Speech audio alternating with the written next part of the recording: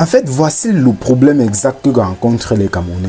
Écoutez cette vidéo jusqu'à la fin. Écoutez très attentivement. Si tu es nouveau à la chaîne, abonne-toi, active la cloche de notification pour toujours être alerté des nouvelles vidéos. Écoute cette vidéo très attentivement. J'étais en train de le dire tout à l'heure. Il faut craindre l'atmosphère belliqueuse, notamment entretenue par des néo-opposants. Le crime, cette intolérance, ces risques de dérapage, d'esclaves, ça profite à qui? Alors, je crois qu'il ne faut pas avoir peur des mots. Il y a un suprémacisme politique, un communautarisme, une forme d'ethnicisme qui est entré dans la politique et qui fait que on entend ici et là où des gens vous disent que nous sommes entrés en politique parce que c'est notre tour. Et à partir de ce postulat, des gens mobilisent dans un certain type de discours pour servir une cause identitaire, communautaire.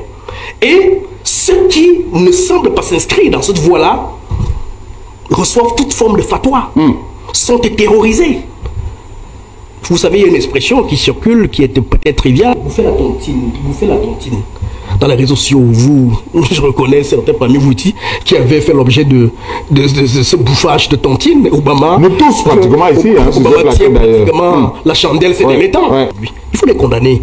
Parce que ce que l'on voit dans l'espace public, c'est qu'il y a manifestement un point de mesure. Quand il s'agit, et c'est ce qu'Obama disait tantôt, quand il s'agit d'un acteur qui n'appartient pas à une certaine ère, quand il tient un propos, on peut laisser passer. Mais quand il appartient à une autre ère géographique, alors il faut absolument sortir toute l'artillerie. Est-ce que ce qui fait problème ici, c'est l'ère géographique à laquelle appartenait Ernest Ouandé? On a bien vu des condamnations venir de personnes d'ailleurs que de la région de Ernest Ouandé. Il a préservé la petite intérêt, la petite avantage. Écoutez, quand vous avez un abcès au pied, il faut l'ouvrir. Même sans anesthésie, il faut le faire pour sortir du pu. La vérité aujourd'hui dans notre pays, c'est qu'il faut arrêter avec le discours hypocrite. Dans l'espace public, le constat, c'est quoi? C'est qu'il y a manifestement des discours communautaires, j'ai commencé à le dire, des discours communautaristes, ethnicistes, qui vont dans le sens de légitimer tout ce qui concerne un leader politique qui appartient à une certaine ère. Et quand des discours opposés à leur posture viennent d'ailleurs, soit on les déconstruit, soit on les adoube. On les déconstruit si ils n'adoubent pas ce qui est arrêté par la communauté, et ils sont adoubés si effectivement cela va dans le sens d'épouser leur logique. Est-ce que je peux être heureux aujourd'hui, moi, Boulou du Sud, qu'un leader politique ait par exemple demandé, ait par exemple dit quelque part qu'il faut que tous les autres Camerounais fassent le concours Boulou? Mais cela trouve quelque part dans ma cervelle. Et j'attends juste aujourd'hui que ce leader-là fasse aussi amende honorable.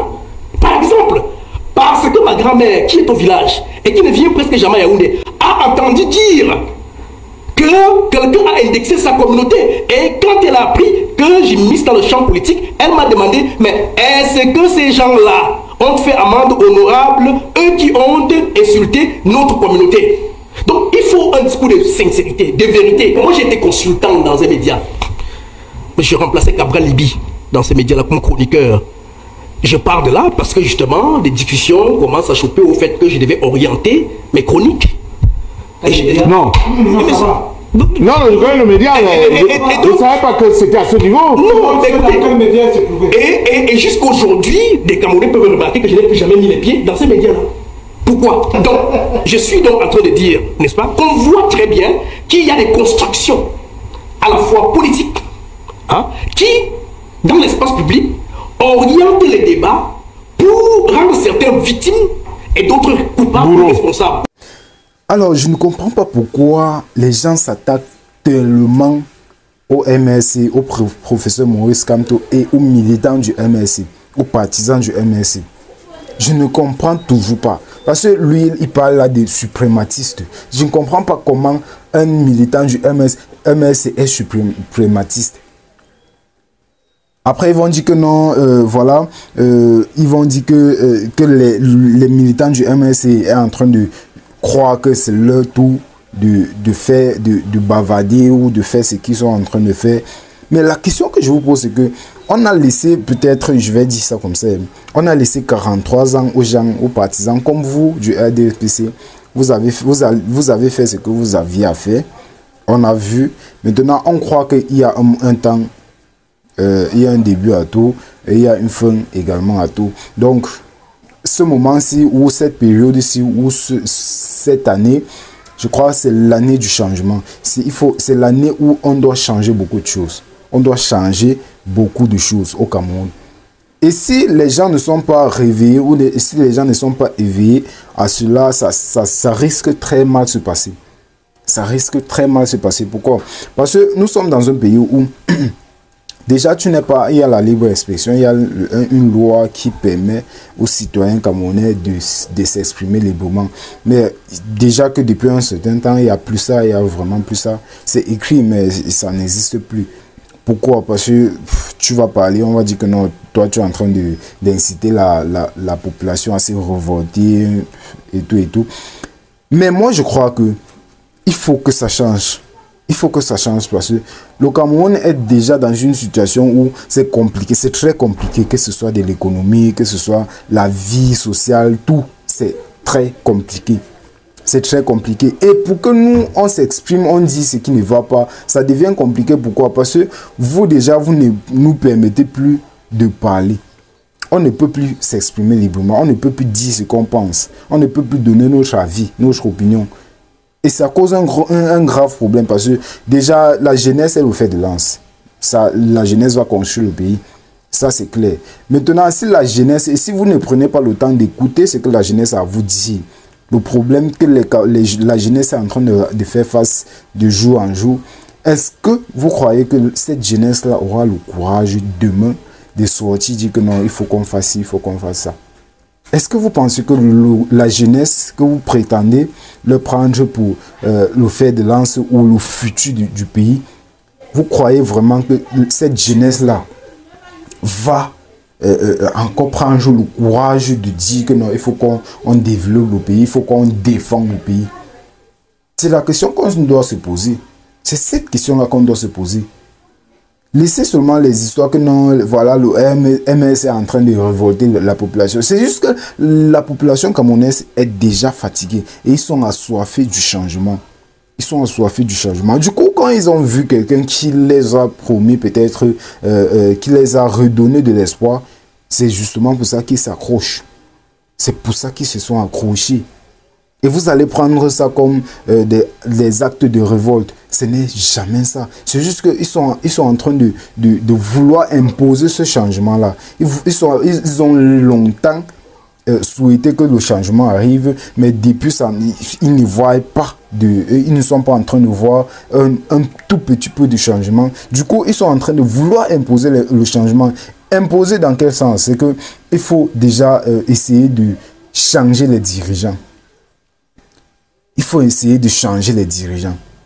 C'est justement pour ça que vous allez voir, vous allez constater qu'aujourd'hui, la majorité des jeunes et des vieux, ils sont en train d'essayer. Ils sont en train d'essayer de faire un changement, de faire quelque chose en allant s'inscrire sur les listes électorales. Déjà qu'il y a déjà un niveau de fraude. Quand on parle de liste électorale, vous connaissez ce qui se passe avec l'ICAM et le MRC, Conseil constitutionnel, la Cour d'appel et tout et tout. Vous connaissez ce qui se passe. Il y a déjà une fraude, un niveau de fraude là-bas. Et on souhaite vraiment que ça n'arrive pas aux élections. Parce que si aujourd'hui, je vous le jure, si aujourd'hui, l'ICAM publie la liste nationale, il y aura au moins 15 millions d'inscrits. Il y aura au moins 15 millions. La dernière liste qu'ils ont publiée, c'était, je crois, 7 millions. Mais ils sont en train de faire des choses, on ne sait pas trop.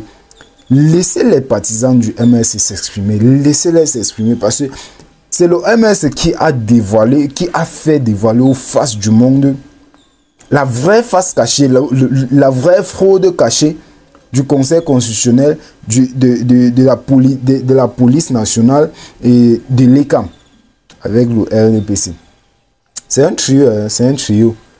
C'est un trio. Ces gens-là marchent ensemble, la police nationale et l'ECAM et le RDPC. Donc ils sont là en train de manigancer, de manipuler la liste électorale nationale. Et du coup, c'est justement pour ça que l'ECAM ne peut pas publier la liste nationale. Parce qu'ils savent que tant qu'on va publier, il y aura au moins 13, 14, 15 millions d'inscrits. Et quand la liste garde, la liste est toujours avec eux, il y aura trop 7 millions. Et sur les 7 millions, il y aura peut-être les 7 millions qui les appartiennent. C'est-à-dire, vous comprenez. Bref, si tu es nouveau à la chaîne, abonne-toi, active la cloche de notification pour toujours être alerté des nouvelles vidéos.